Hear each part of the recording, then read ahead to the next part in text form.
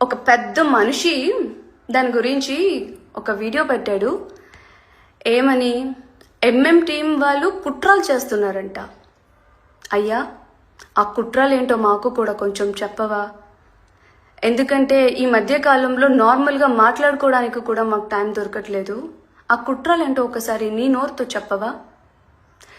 ఇలాంటివి social media ముందుకొచ్చి కుట్రలు క్రియేట్ చేసే పనిలో ఆపి కుదిరితే జనాలకి మంచి ఇన్ఫర్మేషన్, పాజిటివ్ థింగ్స్ని స్ప్రెడ్ చేయడం నేర్చుకోండి.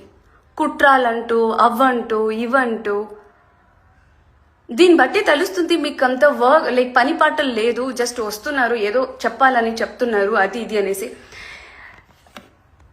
ఎక్కడి నుంచి వస్తారండి మీకు? ఎక్కడి నుంచి వస్తుంది ఇలాంటివి? సరే, సాంగ్ వస్తుంది, కుట్రలు ఏముంటాయి అందులో? కుట్రలు ఏముంటాయి?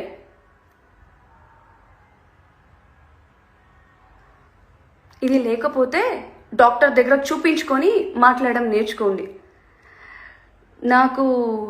నేను ఇంకా మంచి తెలుగు ఎందుకు నేర్చుకోలేదా అని బాధపడుతుంటాను అప్పుడప్పుడు ఇలాంటి విషయానికి వస్తే. ఎందుకు మాటకి ఎంఎం అంట, పిఎస్ అంట, ఎంఎం అంట, పిఎస్ అంట, అంత పనిపాట లేకుండా కూర్చున్నారా మీరందరూ? అంత పనిపాట లేకుండా కూర్చున్నారా? నాకు అర్థం కావట్లేదు.